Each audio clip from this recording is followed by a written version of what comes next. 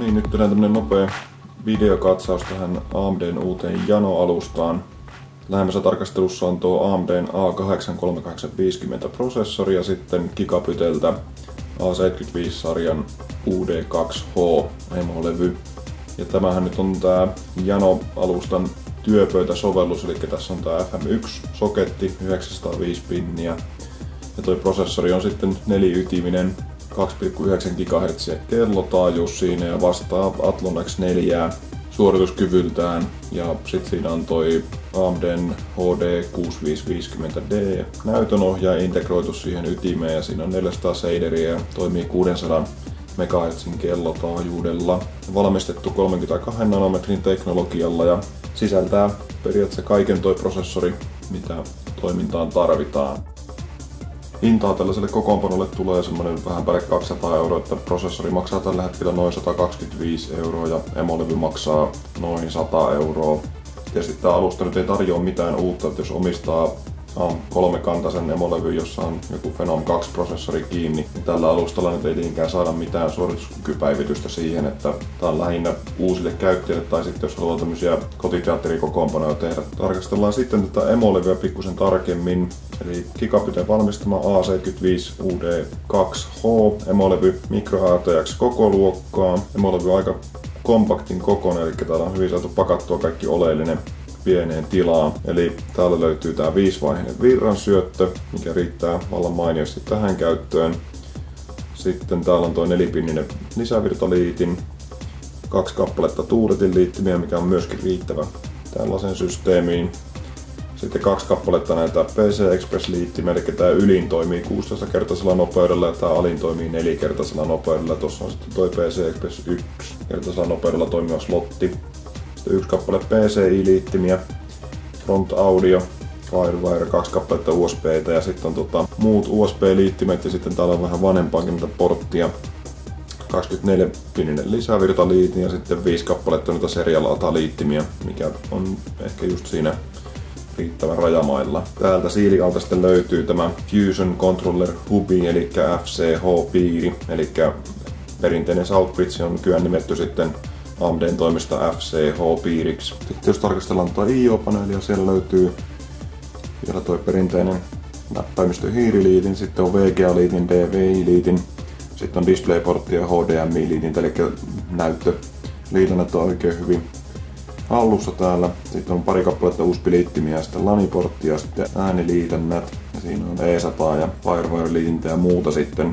Eli tää soketti on sitten sama kuin AM3 ja AM2 emolevyissä, eli tähän käy kaikki kuulerit, mitkä on käynyt aikaisemminkin AMD-alustoille. Ei tarvii mitään uusia kuulereita lähteä hommaamaan. Tässä kuvissa on sitten tuo AMD:n toimittama Engineering Sample-prosessori ja testejä varten kuitenkin otetaan tuolta Teams PC Storesta tilattu Retail-versio käyttöön, niin nähdään sitten paremmin sitä todellista suorituskykyä. No niin, nyt on kuvissa toi alkuperäinen soketin kiinnityskehikko, eli vaihdoin sen takaisin. Tuossa äskeisessä kuvissa oli toi Noctuan vastaava, eli Engineering Sample-prosessoria testasin Noctuan coolerilla, mutta testaan nyt tätä Retailia. Ja näin on saatu vakiokuuleri paikalle ja ruvetaan nyt sitten seuraavaksi katsomaan, minkälainen suorituskyky tämmöiset. Eli tässä on tuo Retail-prosessorin pakkaus ja katsotaan miltä se ulkoisesti näyttää. Eli siinä on toi AMD uusi ideologia kuvin pyritty selittämään, eli siinä tavallaan ohjelmoitavissa oleva prosessori, joka pystyy suorittamaan kaikkia erilaisia toimintoja, eli tämän AMD mukaan tulisi olla joustavampi. Sitten täällä on tuo kurkistusikkuna, mistä näkyy itse prosessori, näkyy hyvin merkinnät ja muut. Ja tuossa on tuo uusi A8 Vision logo. Tällä puolella on perustekstit. Toisella puolella sitten lueteltu näytöohjelmat, jotka voi laittaa Crossfire-tilaan ton integroidun näytöohjaimen kanssa, eli HD 6670, 6570 ja 6450 pystyy siihen rinnalle laittamaan ja saadaan ikään kuin tuplattua suorituskyky. Katsotaan sitten mitä paketti pitää sisällään.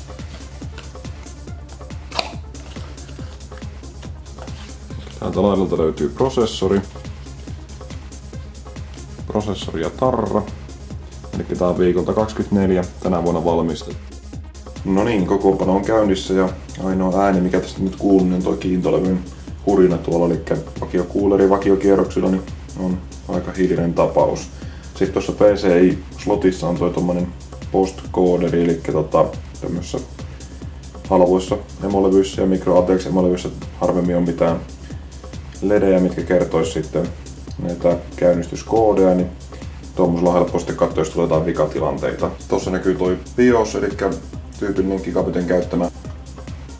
BIOSista löytyy tyypilliset ominaisuudet, ei ole mitään erityistä. Ainoa mikä ei toimi, niin on tämän integroidun näytöohjaimen kellotaajuuden korottaminen. Vaikka tänne laittaisi mitä tahansa kellotaajuuksia, niin nämä ei tule toimintaan sitten todellisuudessa. Ja Intelin lämpötilaksi näyttää 24 astetta prosessorille, se on varmaan pikkusen alakantti, ei varmaan ihan todellinen lämpö tommonen, koska huoneessakin on varmaan noin 25 tällä hetkellä lämpöä. Eli tässä sitten näkyy CPU-Zetan tiedot, eli siellä on TDP-arvoksi ilmoitettu 111 wattia, 32 nanometria valmistusteknologia, vakiojännite 1,408 ja revisio LN1B0, 2900 MHz kellotaajuus 4 ydintä, 4K muistia 933 MHz kellotaajuudella ja 888 asetuksilla ja koodin meillä Sumo on tää näytönohjaaja 32 nanometria, senkin totta kai valmistusteknologia ja sitten HD6550 on toi mallimerkintä. Eli tässä on tää uusi AMD Vision Engine Control Center, eli täältä pystytään periaatteessa kaikki nämä tyypilliset näytönohjaimen asetukset säätämään. Ja niin kuin nähdään, niin aikamoista diasouta on tää 3D Mark 11 Performance Preset. Mutta tietysti nämä asetukset on aika rajut integroidulle näytönohjaimelle tässä testissä. Vakiokuuleri selvästi kiihdyttelee nopeuttaan tuossa prosessoritesti ja 3D-testinkin aikana. Suorituskyky on tässäkin testissä just noilla vakiokellotaajuuksilla, niin just suurin piirtein se mitä Athlon X4 prosessorilla. Ja vakiotulos on karvan päälle 1000 pistettä. Seuraavaksi 3D Mark Vantage. Ja 3D Mark Vantagessa niin vakiotulos oli 3631. Prosessorin laskukyvystä siinä VPLmin 32 meganen kaikilla 4 ytimellä niin 14,69 sekuntia tai 14,7 tarkasti. Ja PIFAS-testissä 39,03 sekuntia. Se on tyypillinen aika tälle arkkitehtuurille ja näille kellotaajuuksille ja välimuistimäärille. Sitten videorenderöinti, suorituskykyä kaikilla 4 ytimellä X264 benchmarkilla. Ja lopputulokset oli, että 99 freimiä noissa ykköspasseissa ja sitten kakkosissa oli 20 freimiä. PC Mark 7 testistä tuli 1907 pistettä. Täällä näkyy näitä yksityiskohtia.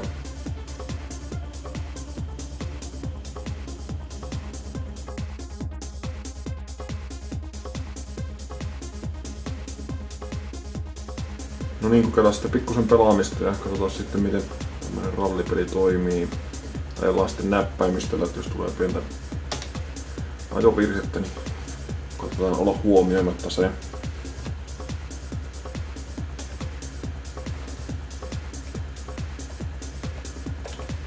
Katsotaan tässä vaiheessa nuo asetukset, eli grafiikka-asetukset, niin siellä on 1024 768 resoluutio. Sitten siellä on säätelin näitä tälleen suurin piirtein kohdalle, että saatiin tuo peli vielä suurin piirtein pelattavaksi. Lähdetään sitten ajelemaan ja katsotaan pysytäänkö suurin piirtein tiellä.